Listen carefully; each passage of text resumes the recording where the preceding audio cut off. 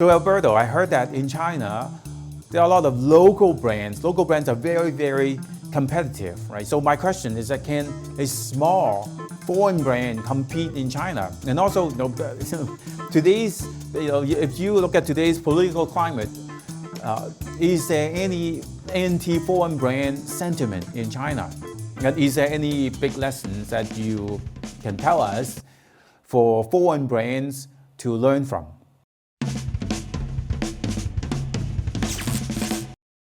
Foreign brands, first of all, you need to identify them, okay? And foreign brands which are known in China are known because they have been talking to the consumer for the last at least a couple of years. That means that they've engaged with the consumers. That means they have transferred knowledge, transfer education, passions, design, empathy with the consumers. And this is why the Chinese know these brands. This is a very important things to understand. Okay, so when Oliver said, you need time to go to China, it means that you need time to engage with your customer base, with your consumer base. And so this is why they know that you are doing something good for them. You're bringing something valuable to them. You're delivering your assets to the consumers. So if someone is receiving this kind of information, this asset, this benefits, okay, they are not anti this brand's name. They are pro the brand's name. Obviously, if like it happened in the past, you got a big brand that thinks to be king of the world just because they do something fancy and fashionable, okay? Even though they're investing $20 million for a fashion show in Shanghai, okay? And then one of the two owners goes like, oh, but Chinese, they understand nothing, okay? We have to tell them what is good and what is bad. And obviously that brand, and I'm specifically talking about Dolce & Gabbana and what happened in November 2018, that brand in one day, it's going to be eliminated from any source of income. The shops were closed, their online business were shut down, their accounts on Tmall, wherever, were shut down. You couldn't even Google them anymore in China. Baidu listing was canceled. So that it was a clear message. You are not welcome here. Okay. So this is the point. It is not that the country is not free. It is that if you want to be in my home, you must be respectful to me that I am hosting you. But this is valid for me when you come and visit me, like for anybody else. I wouldn't be allowed to go at your home and spit in the dish where I eat. Okay, this is not the way. So the Chinese are very reactive to this. They are very much taking into consideration the respect and the reciprocity that there is between each other. So Olivier, you and the GMA team have been helping businesses from cosmetics, food and beverages, healthcare, fashion, real estate, education, and many more other industries to do marketing in China for almost a decade now. So tell us, what is the marketing trend in China, especially for this year? What I see, it's like, number one is everything linked to education, online education especially. You have 150 million kids who have been learning from tablets, from computer at home. And this you would keep as a habit. So I guess all the online education market need to develop and have a huge opportunity to develop themselves online, because it's keeping the habit of the people to let their kids learn by the online tools.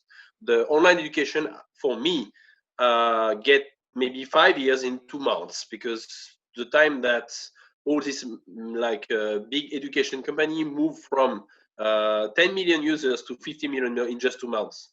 Number one, online education. That for sure, and it will be everywhere in the world the same. They are taking more and more care of their health, and they are more cautious that health is very important. So they will buy more and more stuff. So we have seen online a lot of vitamins, health complements, all the health solutions, health products, health care. developing very, very, very, very fast. And I think it's just the beginning. Number three, I would like to say everything links about entertainment. So entertainment in China, it's digitalized. So it was quite digitalized before, but because they already have the assets, they have the structure. So all the movies, all the show, all the artists, and all the entertainment industry have adapted pretty well online, or they die. And they basically like find a way to be making money, develop themselves, provide some service to keep entertaining the people online from the computer just with an online connections. So I think it's pretty obvious. And I would like to say the last one is of course the e-commerce. Why? Because when all the retail are closed, when people cannot go out for 2 months, 3 months, you get that 100% of the populations order stuff online. So it means that all the populations today in China pay online, buy things online, and get the thing delivery, everything what they have. So the consumer experience is it's crazy. It's mean in a country where everybody have tried buy online, have an account on each. So it's a really booming basically business. So all the product in any product things that they usually sell offline, they will sell online. For example, cosmetics, they see plus 400 consumption online, plus 400%. So it means all the brand multiplied by 5 their online sales. Why? Because all the offline store was closed, and girls need to buy cosmetic for their skincare. So it's working like this.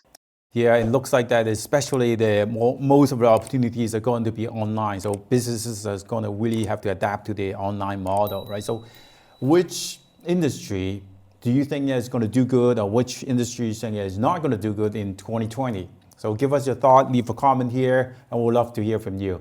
Now let's move on to the next question. Now, Alberto, you have a track record to be able to spot great opportunities and be able to take timely action to profit from it. I know that since the mid-90s, you've been leading a set of IT and e-commerce projects, and you'll be able to register patents and then profit from them. Right, so help us out with your insights. Do you think that brands should wait until the world economy is back up to speed, or should they act right now to start taking their products and services to China and start marketing? Give us your thought. That's a simple answer. You need to keep up with the time. I mean, in particular today, we got this great opportunity. Olivier, you just mentioned that there are very, very affordable social media which can definitely open up the space for you in China. He mentioned Douyin and Kuaishou. Okay, that means that it's gonna be easy for anybody to publish content at zero cost. Okay, and that is a great message for every entrepreneur. So he can start talking about his brand, about his company, about what his products, what he does, where he comes from. He can start build up his stories, his reputation online without having to pay anybody. Those videos will be seen by someone. And if a message is good, those videos will be shared between groups and between WeChat accounts and friends. And the communication will be, adding up one to the other. And then suddenly he will be famous even without knowing of being famous. And then people will start looking for their products, even if he doesn't have any e-commerce set up already. And so that's the opportunity he has. Start now. It's never too late to talk about yourself. Build up your brand, build up your reputation. It is a very important message. If people don't know who you are, people will never know what you do. And this is a message. Go and start now. The investment can be very low, can be a very easy approach, but need to be there. I mean, you've got 1.4 billion people that are looking for product every day, and they need to get to know something from you. Now, Olivier, let's say that I own a brand outside of China. None of my team speaks Chinese, and all my marketing materials is in my own language. So is that going to be a lot of work to run marketing campaigns and do marketing in China? The first thing is like most of the business owner doesn't want to communicate to their consumer, even in their own market. So they have a brand communications. So if they just have a brand communication, we just need to take their message and adapt it to China, right? That's very simple. So second options, if you have a charismatic leader in the company that like to talk, what you usually do is like we interview these people and we put subtitle. And Chinese people really like to see the face of the founder of the company because they associate this face, these people, this capital of trust to this company, to these foreigners, to a certain level of brands. I just give an example. They associate Alibaba with Jack Ma, which is basically like somebody very famous. So they get the trust of Jack Ma, who transfer to Alibaba. That's the concept of personal branding. It's the same with, I don't know, Elon Musk with Tesla. That's the same concept. Tesla is quite famous in China, and all of them know that Elon Musk is basically the founder, which is does not have their CEO or their founder who is speaking about that. So they have a corporate community. We make video, we put subtitle, and we put it on the social media with the video or whatever it is, or with PR. If the brands want to keep it corporate or want to use influencers or spokespeople, we can find these people and do it for them. So it's absolutely not a problem. We just take the brief and adapt it to what is the brand, what is the DNA of the brand, and what's their target.